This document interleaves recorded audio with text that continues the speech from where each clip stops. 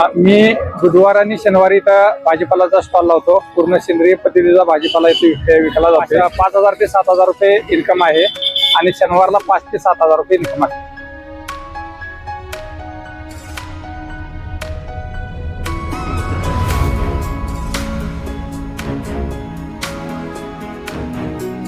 नमस्कार शेतकरी मित्रांनो, आज आपण लिंगणूर तालुका मिरज जिल्हा सांगली येथील अनिल मगदूम यांच्या शेतावरती भेट दिली आहे. आजचा जो आपला विषय आहे तो सेंद्रिय भाजीपाला उत्पादन तंत्रज्ञान.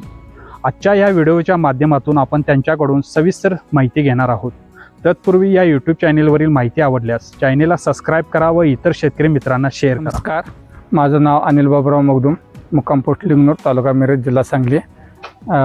येथील मी रहिवासी असून, लिंगणूरमधील रहिवासी असून गेली 15 वर्ष झालं सेंद्रिय शेती करते. सेंद्रिय शेतीत जीवामृत, घनजीवामृत, दशपर्णी याचा उपयोग करते. गोकुरपवाचा उपयोग करते आणि भाजीपाला जास्तीत जास्त भाजीपाला पिकवण्याचा प्रयत्न करते. आपले सेंद्रिय शेतीखाली एकूण किती क्षेत्र आहे? एकूण 6 एकर क्षेत्र आहे सेंद्रिय शेती. त्यापैकी किती सेंद्रिय शेती? संपूर्ण सगळी शेती सेंद्रिय शेती आहे. ओके, ठीक आहे. सेंद्रिय शेती करायची आपण का निवडलात? रसायनचे जे दुष्परिणाम आहेत ते पुढे दिसत होते. ते दुष्परिणामापासून जरा म्हणजे बदल व्हावा यासाठी सेंद्रिय शेतीकडे आम्ही वळलो. सेंद्रिय शेतीचे फायदे काय आहेत? सेंद्रिय शेतीचे फायदे भरपूर आहेत. माणसाचं आरोग्य चांगलं राहतं आणि जमिनीचं मेन म्हणजे जमिनीचं आरोग्य चांगलं राहतं आणि सेंद्रिय शेती करायला सोपी आहे, खर्च कमी येतो. त्यासाठी सेंद्रिय शेतीची निवड केली. प्रामुख्याने सेंद्रिय शेती करण्यासाठी आपल्याकडे काय पाहिजे जेणेकरून प्रत्येक शेतकरी आपल्या सेंद्रिय शेती करायची म्हटलं की नाही, पहिल्यांदा आपल्याकडे देशी गाई हे गरजेची आहे. एक देशी गाई कमीत कमी 2 ते 3 एकर हँडल करू शकते. म्हणजे त्याच्यापासून जे आपण 2 ते 3 एकर मध्ये आपण त्याच्यापासून एका गाईपासून 2 ते 3 एकर आरामशीर हँडल होऊ शकते. सध्या आपल्या शेतामध्ये कोणत्या प्रकारचा भाजीपाला आहे सांगा? सध्या आता वांगी चालू आहेत आपली, त्याच्यानंतर मिरची चालू आहे, त्याच्यानंतर गवारी चालू आहे, घेवडा चालू आहे, त्याच्यानंतर स्ट्रॉबेरी चालू आहे, त्याच्यानंतर फळामध्ये पपई चालू आहे. एवढी सध्याला चालू आहे. कोणती जात आहे आपल्याकडे? मिरचीची हायब्रिड जात आहे 93-700. वैशिष्ट्य काय आहेत आणि बाजारात आता किंमत कशी मिळते सेंद्रिय मिरचीला? 100 रुपये किलोचा भाव आहे आणि एकदम असं ते तिखट जास्त नाही आणि एकदम सपक नाही, मिडियम मध्ये असल्यामुळे गिरायकांना मागणी आहे का? ती गिरायकांची मागणी चांगली आहे. दुसरा कुठला भाजीपाला आहे म्हटलं? वांगी. वांग्याचं कुठली व्हरायटी आहे? वांगी हे कुडची वांगी म्हणून याला नाव आहे. हे देशी पद्धतीचा वाण आहे. हे चवीला चांगली आहे, 1 नंबर चवीला आहे आणि हे पण 100 रुपये किलो प्रमाणे विक्री चालू आहे. पिकवल्यामुळे तिची चव एक वेगळी आहे. कारण प्रत्येक गिरायक सांगते की म्हणजे बाजारातली जी स्ट्रॉबेरी खातोय त्याच्यापेक्षा ही स्ट्रॉबेरी वेगळी लागते चवीला असं म्हणते. त्यामुळे मी सुरुवातीला 100 रुपये पावशेरचा दर लावलाय, म्हणजे 400 रुपये किलोचा. तेव्हा आज तागायत तेच चालू आहे. किती आहे क्षेत्र स्ट्रॉबेरीचं? ते असेल तर 4 गुंठ असेल. 4 गुंठ्यामध्ये आता कसं, म्हणजे आता संपूर्ण प्लॉट गेलाय तुमचा? आता तोटा कसं, किती माल निघाला, नफा तोटा? ते खर्च एक मला 15,000 रुपये आलता लावण करण्यासाठी, रोपांना लावण करणे यासाठी 15,000 रुपये खर्च आलता आणि त्यातनं उत्पन्न एक 30-35 हजारचं उत्पन्न झालं. दुसरा कोणता भाजीपाला आहे आपल्याकडे? दुसरा आता मिरची आहे, घेवडा आहे, काकडी पण. काकडी आहे. काकडी 80 रुपये किलो भाव मिळते. काकडी सेंद्रिय मधल्या 20 रुपये पाव किलो जाते. बरोबर. ती व्हरायटी कोणती? ती पण देशी मधलीच आहे. देशी मधलीच. त्यानंतर तुमची चवळी पण. चवळीची लांब चवळीचे ते हे जे बियाणं मिळालेलं आहे ते पण चांगलं, म्हणजे ते पण 20 रुपये 80 रुपये किलो भावान ते पण जाते. बरोबर. आणि घेवडा पण 80 रुपये किलोना भाव मिळते आणि आपला रेट फिक्स असते, त्याच्यामुळे काय कमी जास्त रेट फिक्स केलेले आहेत? रेट सगळी फिक्स असतात. दर पडला तरी तोच असते आणि वाढला विकता. मी आता सध्याला बापट मला शासनानं हे दिलं, स्टॉल दिलंय तिथं सांगली. तिथं बुधवारी आणि शनिवारी माझा स्टॉल असतो. ते नव्हते तिथंच मधुमित्र म्हणून एक शॉपी आहे, त्यांचं ते गुरुवारी माल वितरण असते, त्यांना पण आपण माल देते. तुम्ही दर बुधवार आणि शनिवार हा दिवस कंपल्सरी बापट मिळत असं बरं, काय. एका दिवसाची उलाढाल किती असते तिथे? तिथं बुधवारी एक 7 ते 8 हजार रुपये होतात आणि शनिवारी 7 ते 7 हजार रुपये होतात. शनिवारी थोडंसं गिराईक कमी असते शनिवारी. रविवारी कुठं ना कुठं त्यांना जायचं असते, सुट्टी असते. आपल्या आता गिराईक एवढं म्हणजे तुमचा असा काय ग्रुप आहे का जेणेकरून तुम्ही आता हा भाजीपाला उपलब्ध आहे म्हणून तुम्ही असं टाकता, किंवा का डायरेक्ट गिराईक तुमच्या कॉन्टॅक्टमध्ये आहेत? गिराईक डायरेक्ट आपल्या कॉन्टॅक्टमध्ये असते. अच्छा. ग्रुप वगैरे असं काय अजून आम्ही काय तयार केलं नाही. हां. गिराईक स्वतःहूनच येऊन स्टॉलवर घेऊन जाते. हळदीचं आता तुमचं बघितलं, हळदीच्या बाबतीत काय सांगाल? हळदीचं पूर्ण सेंद्रियमध्ये पिकवलेली हळद आहे ती.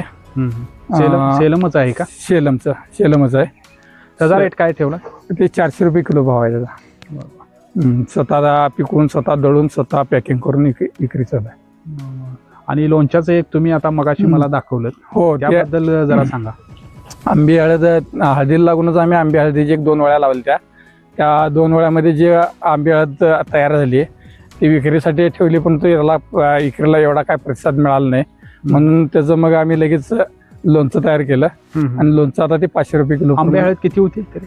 आंबे हळद 2 वळ्या. सर्व सेंद्रिय पद्धतीने आपण भाजीपाला पिकवता, मग आपल्या शेतीमध्ये खताचं नियोजन कशा पद्धतीने नियोजन केले जाते?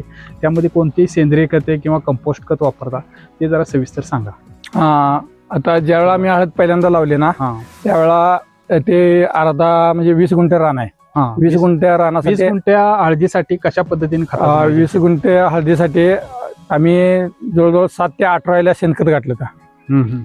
शेणखत घालून रानाच्या उभी आडवी मेहनत केली. नंतर सऱ्या सोडल्या, सऱ्या सोडून लावण केलं. लावण केल्यानंतर पहिला डोस आम्ही जीवामृतचा दिला. जीवामृत झाल्यानंतर लगेच 4 दिवसानं डिकम्पोजचा डोस दिला. त्याच्यानंतर 4 दिवसानं गोकृपा अमृत दिला. त्याच्यानंतर 4 दिवसानं फळांचा अर्क त्याचा डोस दिला. असं कसा दिला फळांचा अर्क डोस? कशा पद्धतीने दिला फळाचा अर्क डोस?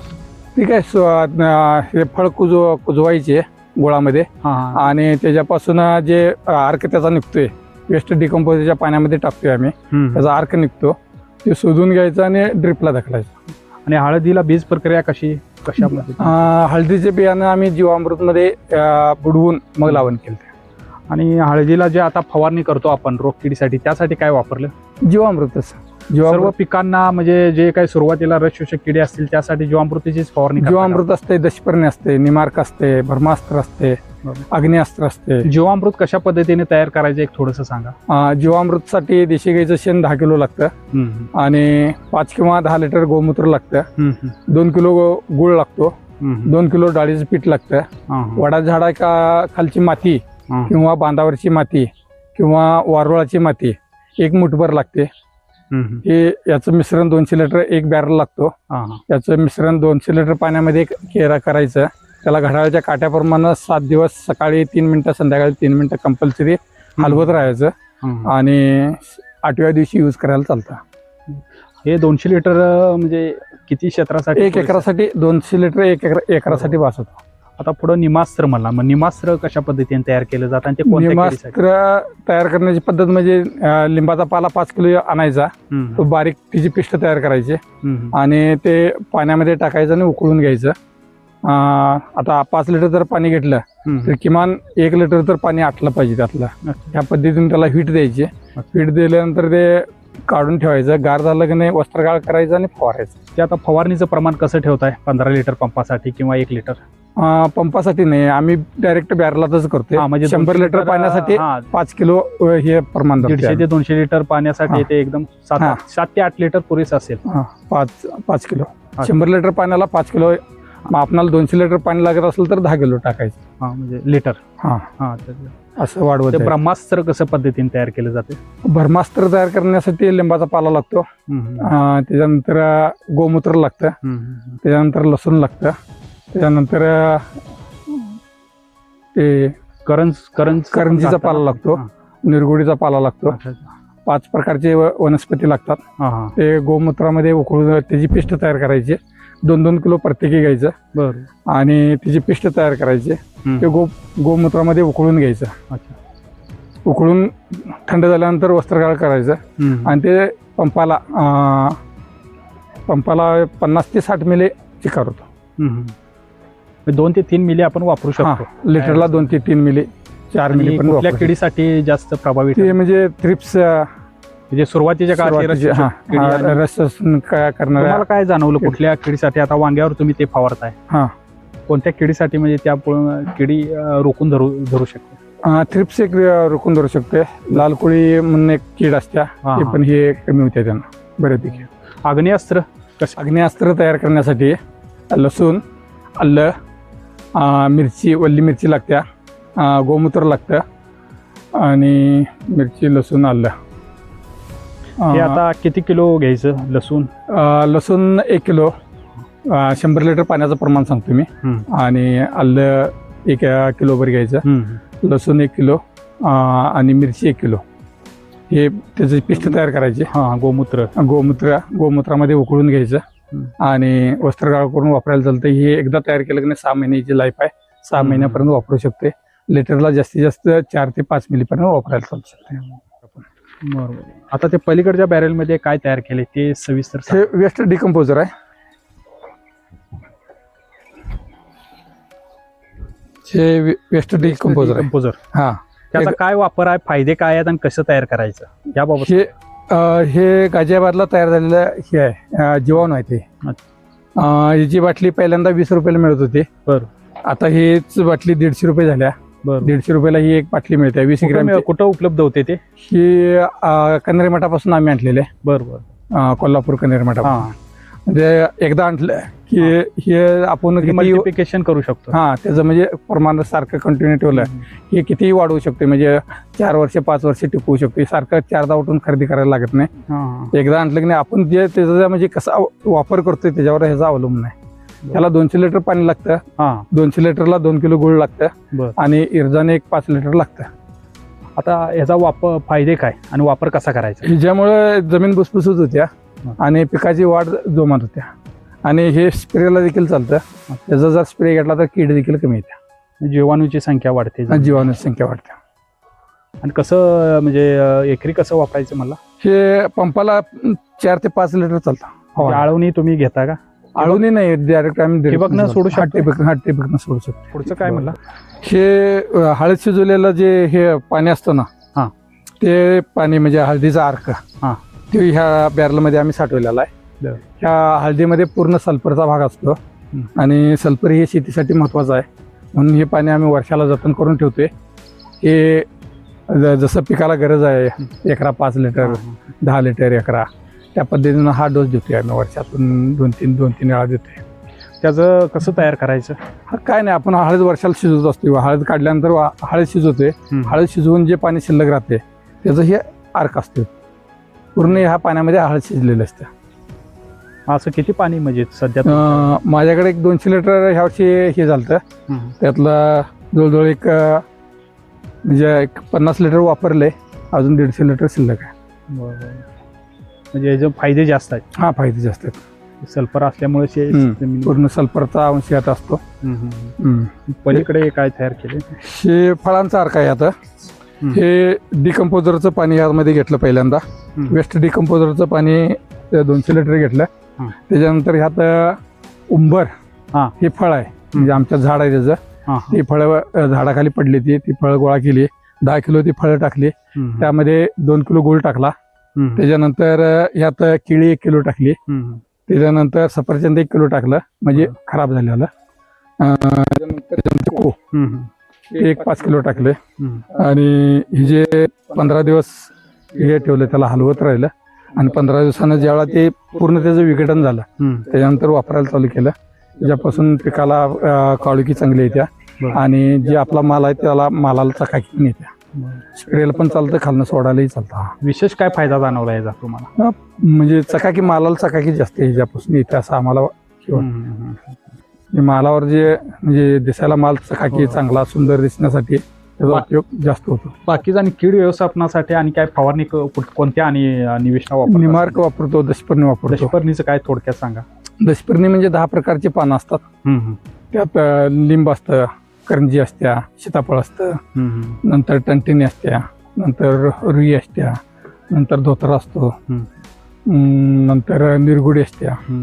ही सगळी पानं गोळा करायची 10 प्रकारचे आणि ते 30 दिवस पाण्यामध्ये ठेवायचं. 10 किलो शेण लागते त्याला, 5 लिटर गोमूत्र लागतं दशपर्णी तयार करण्यासाठी. 30 दिवसानंतर वापरायला चालतं. वस्त्रगार करून त्यानं कोणत्या किडी म्हणजे सगळ्याच किडी, आळी देखील कमी येते त्यांना. त्याच्यानंतर थ्रिप्स कमी येत्या, लाल कोळी कमी येत्या, बऱ्यापैकी कंट्रोल. आमुष्य पौर्णिमेचा हात जर कंपल्सरी घेतला तर किडीवर नियंत्रण चांगलं. पौर्णिमा आमुष्य आणि पौर्णिमेला. आणि कोणत्या पद्धतीचा म्हणजे वापर करताय किडी येऊ नये म्हणजे? आता इथे सापळे तुम्हाला त्याच्यानंतर चिकट सापळाचा वापर करतोय, ते तुम्हाला समोर दिसायला आलंय ते.